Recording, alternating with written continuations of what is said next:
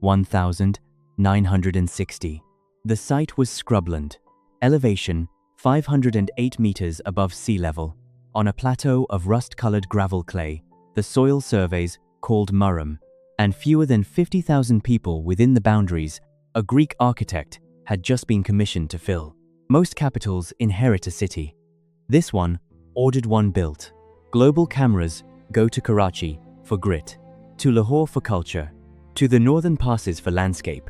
Islamabad receives almost none of that attention. Despite generating PKR 847 billion in retail transactions in a single fiscal year, and hosting the fastest growing consumer class in Pakistan's contemporary urban history, a city designed to be calm, a grid enforced by ordinance, a maximum building height written into law, and now, a domestic middle class is rewriting every sector of it, not by breaking the plan, but by inhabiting it in ways no plan anticipated. This is Islamabad. The Kohsar Plateau sits at 508 meters above sea level, a semi-arid upland of rust-colored Murum soil, flanked to the north by the Margalla Hills, which are themselves the southernmost expression of the same continental collision that raised the Himalayas. The plateau is not dramatic terrain, it is functional terrain, flat enough to grid, far enough from the coast to be, in the most literal geographic sense, a new center of gravity. This matters because the decision to build here was not primarily an architectural one, it was a geopolitical one. Pakistan's first capital was Karachi, a coastal mercantile city 1,411 kilometers to the south by road, temperamentally and culturally distinct from the interior of the country it was meant to administer. Karachi had been the capital since 1947, since the moment of partition, by default rather than design. When General Ayub Khan assumed power in 1958, relocating the capital was among his first consequential acts. The reasoning was stated as administrative efficiency.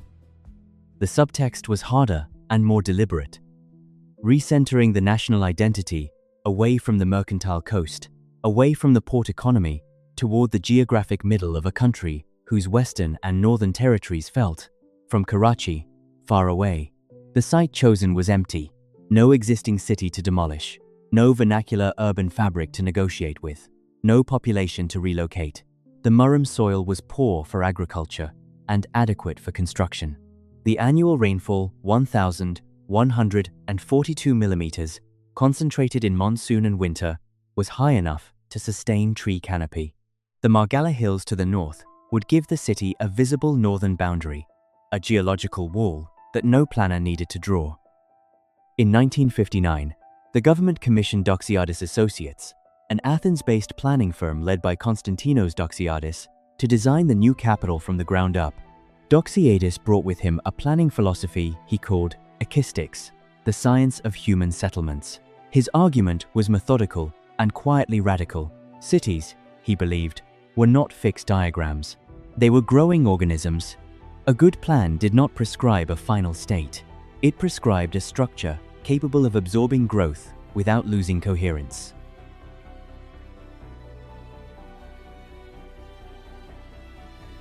The structure he designed was a grid sectors lettered and numbered, each roughly self-contained, each carrying its own market, its own mosque, its own green buffer. The sector system began with the letters closest to the hills and expanded southward. Sector F7, Sector G6. The federal government officially moved from Karachi in 1966, 5 years after construction began. The grid is still legible from above. The sectors still carry their designations. The street widths Doxiadis specified 9 meters for internal roads, 18 meters for arterials, 36 meters for the main avenues are still, largely, the street widths you walk. And the thing you start to notice is the plan held its geometry. What it did not hold was its population assumption. Doxiadis designed for a maximum of 2.5 million people. The Islamabad Capital Territory, measured against its adjacent Rawalpindi urban agglomeration in the 2023 Census Corridor estimate, now contains approximately 4.9 million. The Pakistan Institute of Development Economics estimated in 2023 that roughly 61% of ICT resident households now qualify as middle-class households, earning the equivalent of $10 to $50 per day in purchasing power parity terms. The light on that number, when you hold it against the empty scrubland of 1,960, is the kind of light that changes the shape of everything around it. A city built to be legible from a planner's drawing board is being rewritten by people who never consulted the drawing board. That rewriting is what this documentary is about.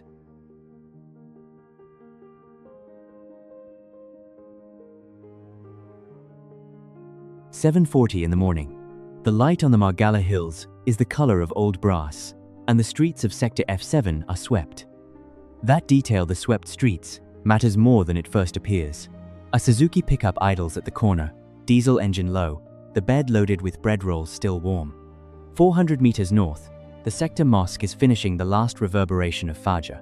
The sound carries between the neem trees and loses itself somewhere in the canopy before it reaches the next block.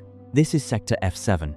The sector covers approximately 4.8 square kilometers, divided into 4 subsectors. The Doxiadis plan mandated internal road widths of 9 meters, sector arterials at 18, and the main avenues at 36 numbers, chosen not for drama, but for function. The way a surveyor chooses numbers. The neem and eucalyptus and silk oak planted along Nazimuddin Road in the 1970s are now 15 to 18 meters tall. Their canopies have grown wider than the plan anticipated. The sidewalks beneath them were repoured in 2018 under a Capital Development Authority urban renewal budget, flat grey concrete, still clean at this hour. F7 was among the first sectors to receive residential allocation in the 1960s assigned to senior civil servants and military officers. It was designed for a specific kind of person, the administrative state made residential. The Jinnah supermarket, opened 1968, was the sector's commercial node. 12 standardized shops in 2 facing rows, no signage above 2 meters. The commercial life of a neighborhood held deliberately, bureaucratically, small. Walk through the same 12-unit format on a Saturday morning in 2025, and you pass a third-wave coffee roaster, a sushi counter, a co-working space with a wait list, and a bookstore carrying untranslated Urdu novels beside English-language Pakistani literary fiction. By 9:15 a.m., 34 cars occupy a 40-space lot. Most are model year 2020 to 2024. You stand at the corner of Street 9 and notice that the building in front of you is 40 years old, and the people inside it are ordering oat milk. Farooq, 58, a Capital Development Authority urban planning officer, keeps a 1966 photograph of this corner pinned to a wall, papered with the original Doxiadis sector maps. The photograph shows 4 cars and 2 men in white kurtas. He looks at the photograph, then at the window, then back. He does not say anything about the difference. He does not need to. The grid remains. The streets hold their widths. The trees continue growing past the heights anyone planned for.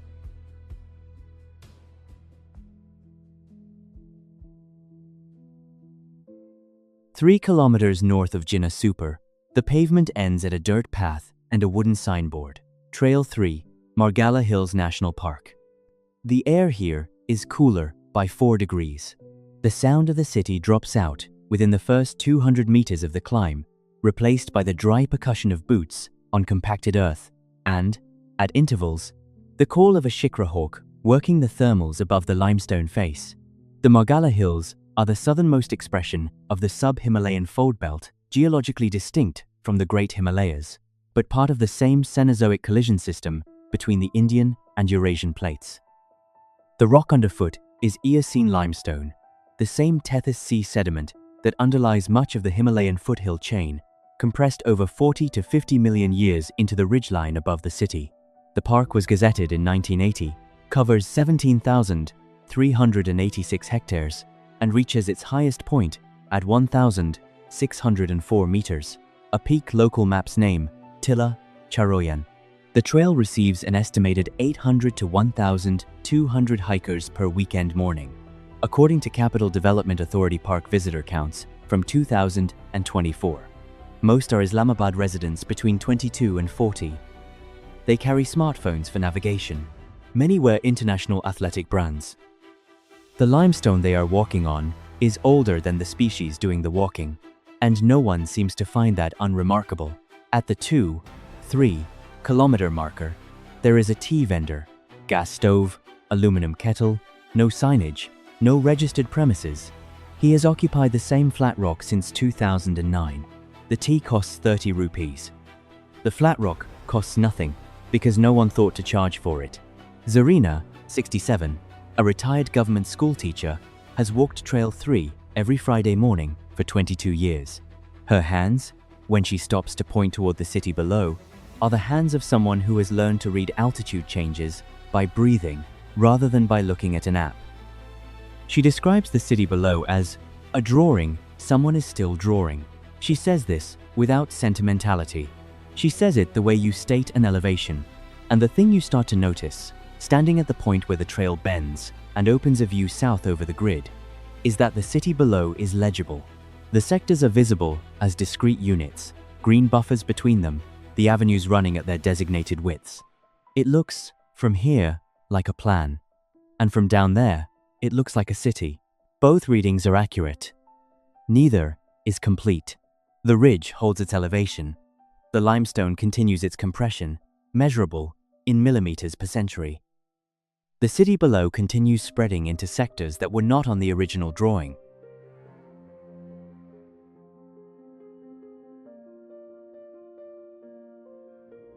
The surface of the blast wall is the color of raw concrete and fine road dust, ridged at intervals of roughly 8 centimeters, a texture that exists not for aesthetics, but to disrupt the aerodynamics of a shaped charge.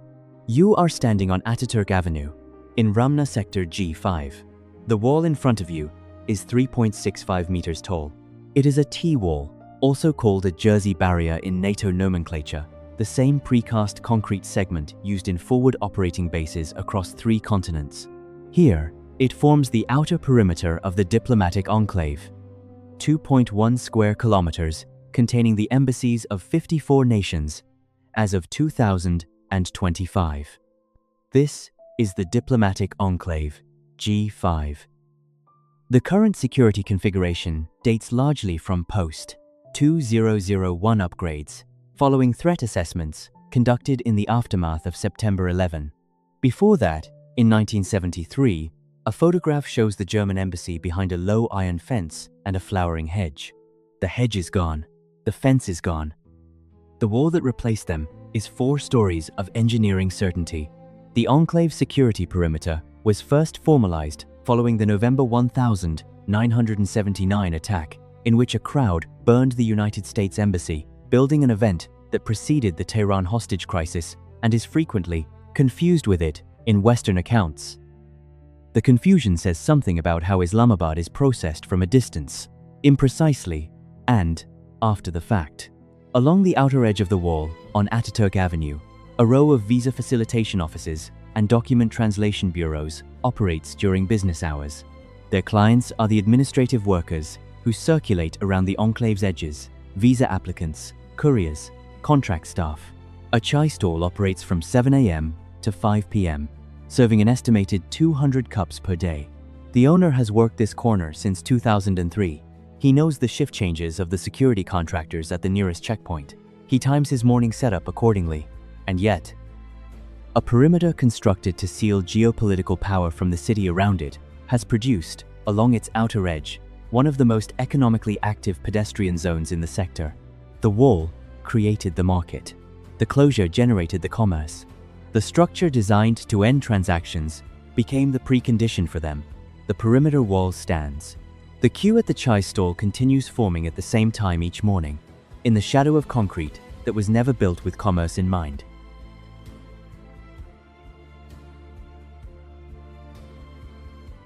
"120 meters. That is the height of the Centaurus Tower on Jinnah Avenue, the tallest structure in Islamabad, constructed on a Capital Development Authority variance that suspended the general building height restriction the Doxiadis plan had held for 4 decades. The variance was granted. The tower was completed in 2013. Its glass face reflects the Margalla Hills on clear mornings, a coincidence of geometry that the original plan could not have anticipated, because the original plan did not anticipate a building this tall. This is the blue area, Jinnah Avenue. The Centaurus complex contains approximately 120,000 square meters of gross leasable area. Along its base, and extending 2.1 kilometers east along Jinnah Avenue, runs the blue area, the central business district, designated in the 1960 Doxiadis master plan as a clean administrative commercial corridor. The original plan discouraged any retail function above what it called convenience level. It explicitly argued against the kind of density that generates organic street life. The plan held for roughly 3 decades. Then it didn't.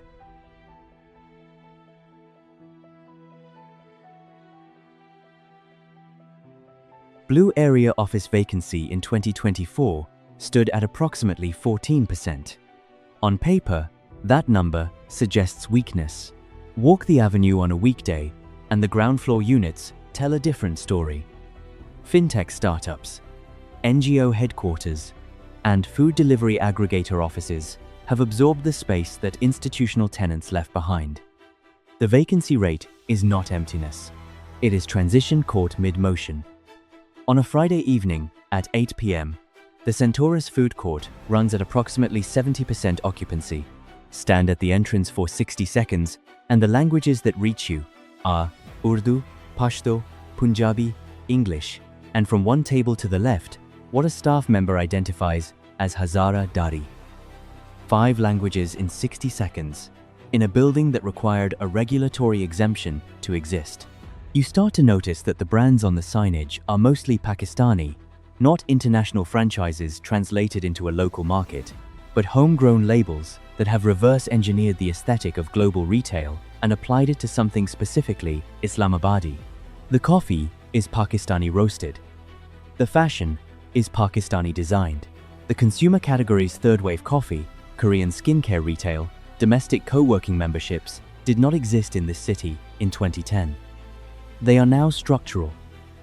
Between 2019 and 2025, the number of registered food and beverage establishments in Islamabad's capital territory doubled from approximately 4,200 to 8,600. According to SMETA Pakistan data, the doubling happened in 6 years, in a city whose plan assumed a fixed commercial profile. The mall continues filling each evening. The blue area continues absorbing each quarter.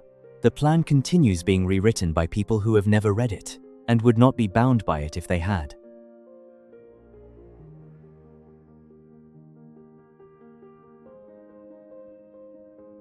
Six kilometers southeast of Centaurus, the grid loses its confidence.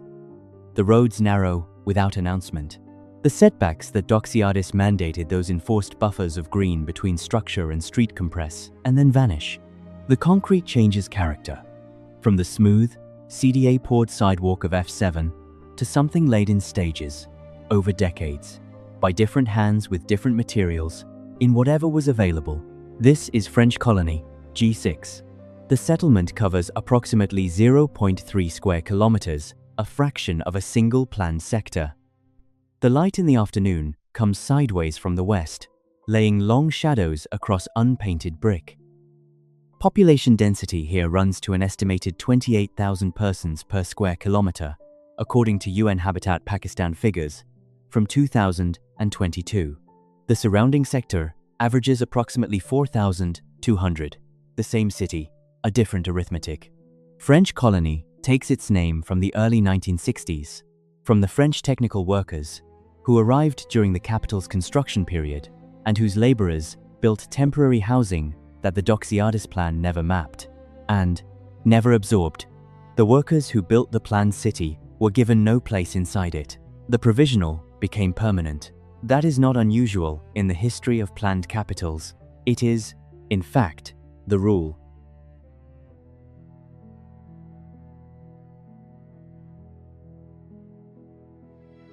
Today, a women's vocational training center operates in a 2-room structure off the main lane. 16 women, enrolled in a fabric printing course as of March 2025. Mobile data penetration among adults aged 18 to 45 within the settlement runs to an estimated 78%. Digital Pakistan Survey Approximation 2024.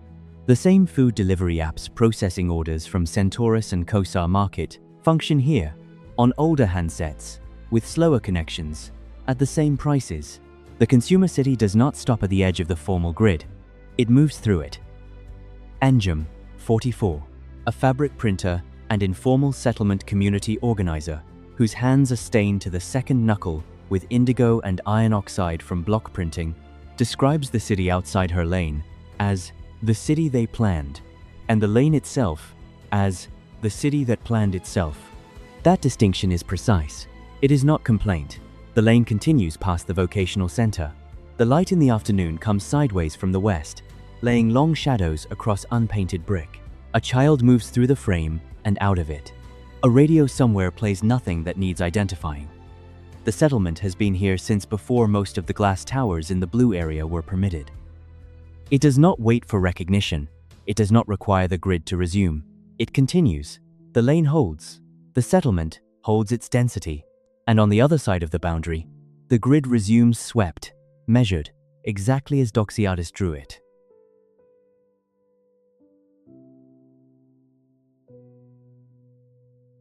Kohsar Market sits at an elevation approximately 12 meters above the main sector road. You reach it by ramp and staircase, a small act of arrival that distinguishes it from every other commercial node in F6. That quality of elevation, of having to choose to go up, filters the foot traffic before it arrives, not by income, by intention. This is Kohsar Market, F6-3. The market was built in 1974 as a neighborhood convenience node, 48 commercial units across 3 facing blocks, designed for the senior civil service households allocated to this sector. Today, in 2025, those 48 units include 11 restaurants and cafes, 4 bookstores, 3 art galleries, 2 fashion boutiques, a vinyl record shop, an architectural design studio, and 14 mixed-use units blending food service with retail. The term New Islamabad first appears in Pakistani print media in a 2017 Dawn Times newspaper feature. It is used without definition, as though readers will recognize the referent on instinct. Most do. On a Thursday evening, a literary event fills one of the bookstores to standing room 34 attendees, a reading in Urdu, a Q&A that shifts between Urdu and English mid-sentence, not as a social performance, as practical precision. The speaker uses whichever language carries the concept more exactly, and the room follows without hesitation.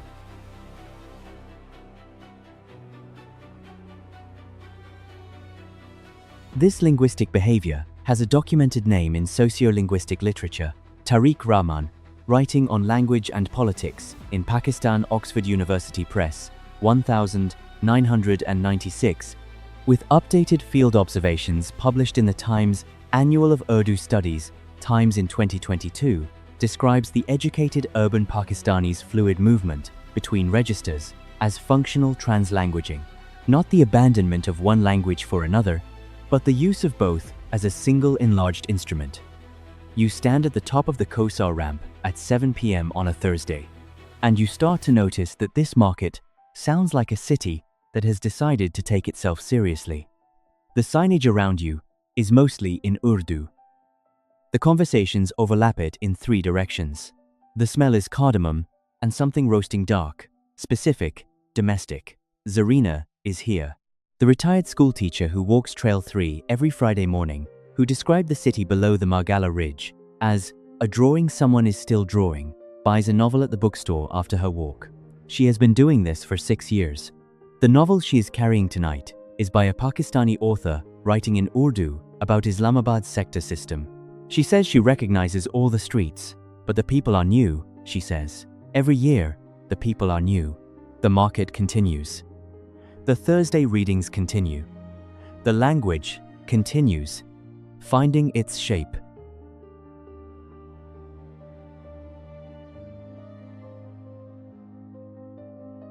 What does it mean to build a city for a consumer class? And then route a continent's infrastructure through its northern edge.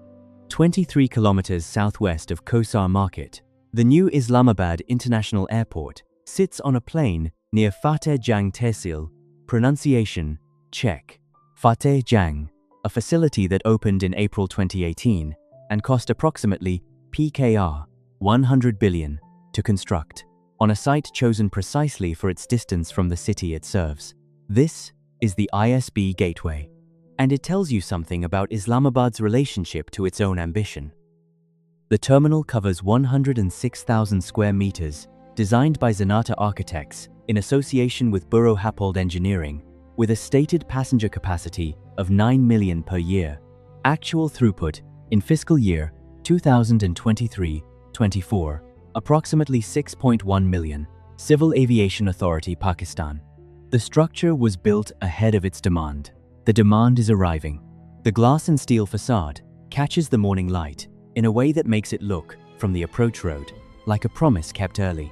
The old Benazir Bhutto International Airport, 4 kilometers from the city center, built in stages from 1962, handled 5 million passengers in its final operating year of 2017. Its closure reoriented the city's relationship to its own edge. The airport ceased to be a neighborhood and became a destination. That shift from proximity to infrastructure is the spatial signature of a city that has outgrown its original assumptions.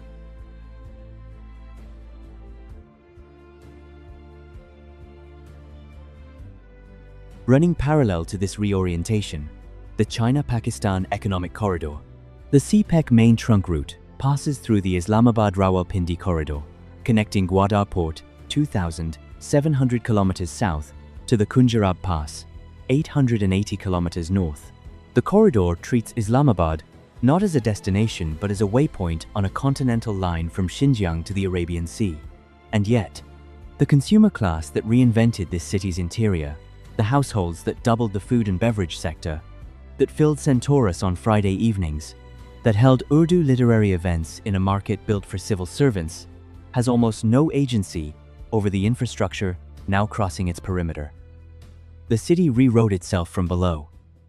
The lines running through it were drawn from above, at a scale where individual sectors do not appear on the map.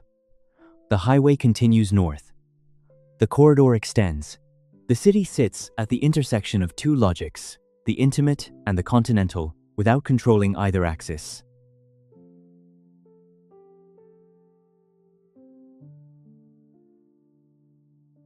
The highway drops away at speed. Then, a rooftop, still air, the particular quality of Islamabad, at 5:45 p.m. in the dry season, the light on the Margalla Hills moving from brass to copper and then to a matte purple that has no clean name in English. This is F8 at dusk. And 6 kilometers northeast, the construction cranes of E11 are still running. Sector E11 was the last major sector to receive full CDA residential development approval, phased between 2005 and 2020. Land prices in E11, 4 inches, 2015, ran to approximately PKR 8,000 to 12,000 per square yard. In 2025, approximately PKR 85,000 to 110,000, Zameen.com market reports, 2025, a tenfold increase in 1 decade. In a city designed for administrative stability, the sound in E11 on a weekday afternoon is continuous concrete mixers, angle grinders, the percussion of rebar being cut at length and stacked. The noise carries across 3 subsectors. 3 completed apartment towers in E11, 2 have rooftop gardens installed by their resident welfare associations, geraniums in terracotta pots, a water tank painted sky blue, 1 rooftop with a small Pakistani flag tied to a satellite dish with domestic wire. The Doxiadis plan anticipated sector-by-sector expansion, each new zone activating only when the previous one reached 80% occupancy. The sequencing held until approximately 2000, when speculative investment began activating sectors ahead of organic need. The plan met the market.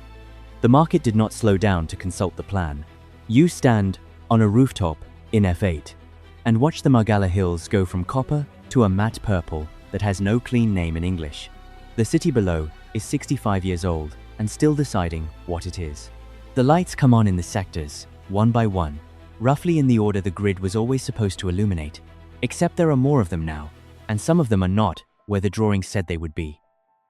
The Margalla Ridge, the limestone spine of Eocene sediment that has defined the northern edge of this plateau for 56 million years, holds its silhouette above the city light. It is the one boundary in Islamabad that has never been revised, never been rezoned, never been subject to a CDA variance. It simply remains.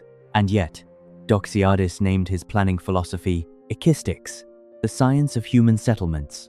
His core argument was that cities could be designed to evolve, that a good plan was not a fixed diagram, but a living system, an organism that absorbed human pressure and redirected it into legible form. What is happening in Islamabad may be the most faithful execution of ekistics ever attempted, not because anyone followed the plan, but because the human pressure the plan was meant to accommodate finally arrived. The lights continue coming on. The hills hold their silhouette. The city continues becoming.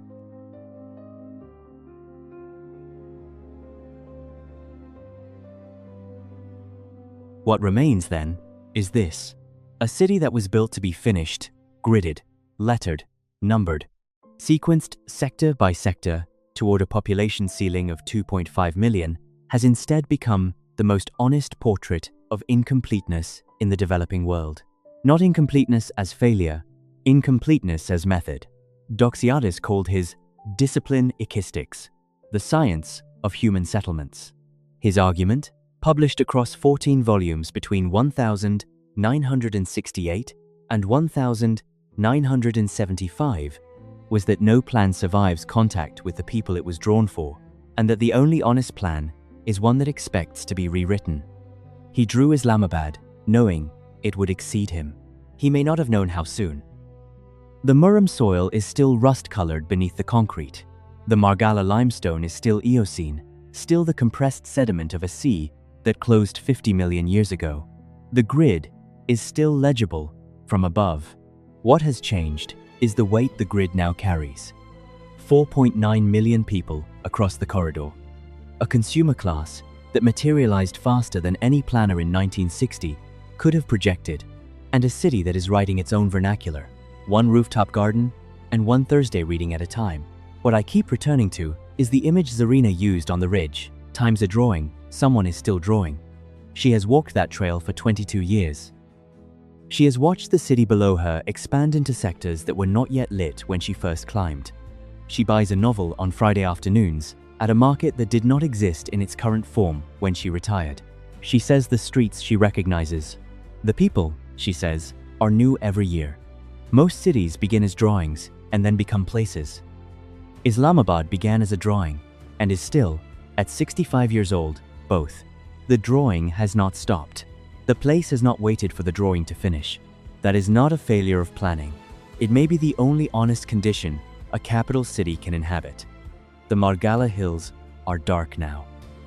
The ridge is visible only as the absence of stars, limestone rising above the city's light, holding its silhouette the way it has held it since before the plateau had a name anyone outside the Potohar region knew. Below, the sectors are lit. F7, E11, G6, where the lane continues past the vocational center, the blue area, where the towers stay on until midnight. Each light a household that consulted no master plan before switching it on.